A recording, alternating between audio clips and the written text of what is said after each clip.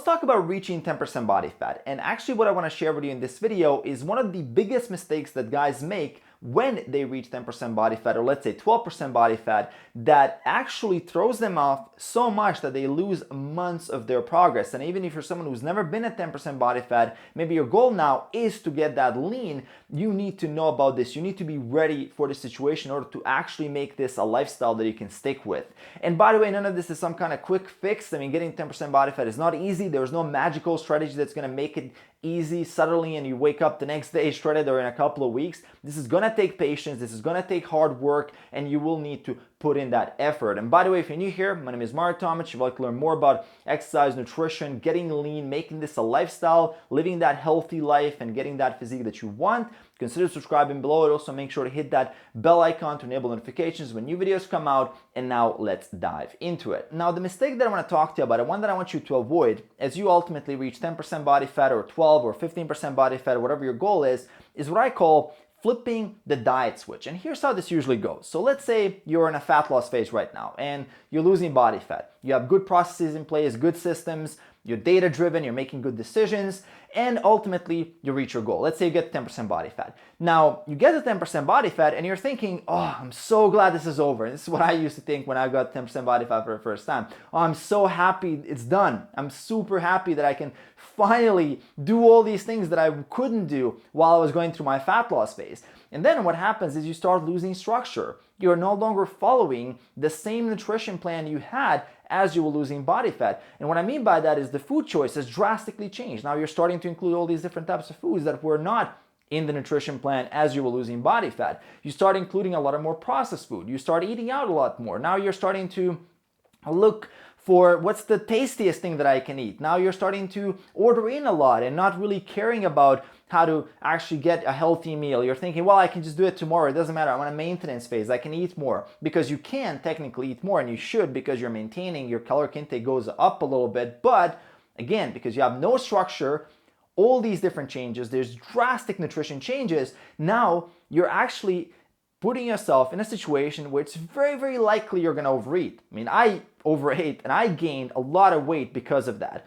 And I see so many guys make this mistake where they overeat, they actually have a massive setback, they gain even up to 10, 20 pounds because now they just lost the structure in a very vulnerable state. Because if you remember, you were just through a fat loss phase, you were deprived, you were restricted psychologically, you were going through a phase where there's a legitimate restriction because that's what's necessary to lose the body fat. Then when you got to that point, you're still vulnerable. Like, your psychology doesn't change overnight. You're still in that state where you do feel that deprivation. And now all these food choices all of a sudden become available and the structure is no longer there. There's nothing to hold you back from overeating. And I see so many guys actually fall in the trap of then getting into overeating and then binging and going out and ending up binge drinking, binge eating, like one thing leads to another. And then before you know it, a couple of weeks later, they just lost all the progress they made. They gained a lot of weight, so they have to cut again in order to get leaner.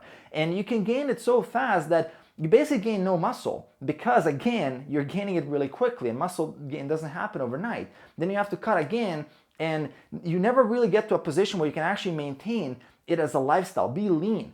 Be lean for a longer period of time. Actually be a person who can make this a lifestyle instead of being a chronic dieter who's constantly cutting. I call this like being stuck in a perma-cutting mode. And so many people fall for this mistake. And actually during holidays, again, this is another example where the switch is flipped. You go on a holiday and you're thinking, well, I'm on a holiday. I'm no longer on a diet. I'm no longer following my fat loss plan. I'm no longer this. I'm no longer that. Then you even lose the common sense, mindful things that you know are good things for you. You're no longer eating your vegetables. You're no longer drinking your water. You're no longer paying attention to how much your food choices differ from now. You're just eating as whatever is the tastiest food available. You're drinking without any kind of control, without any kind of thing. Now, again, going into that holiday, remember, you were restricted. Now going in there, you just overeat and you end up gaining 10, 20 pounds. And then you go back and you have to go back into a massive setback, restart the whole thing and start losing the weight that you just gained, right? So I see so many people fall for this because, again, they're losing complete structure. It's okay to take it a bit easier on a holiday. It's okay to have a vacation where you're actually going through that vacation and you're just maintaining the weight. It's okay. It's enjoyable. It's great. You can do a lot of things, but You can't go full on YOLO without any kind of structure. That's what leads to massive setbacks. And we're talking about transitioning from, let's say, 10% body fat to actually maintaining that weight for a bit of time. Like, you have to actually have a transition phase. You actually have to still maintain the diet to be relatively similar to what it used to be. It has to be like that. It has to be pretty much similar food choices. The amounts will change again, but the food choices and the way you approach things will be very similar to, again, while you're in that vulnerable state, that you're not doing all kinds of drastic changes which will lead to overeating.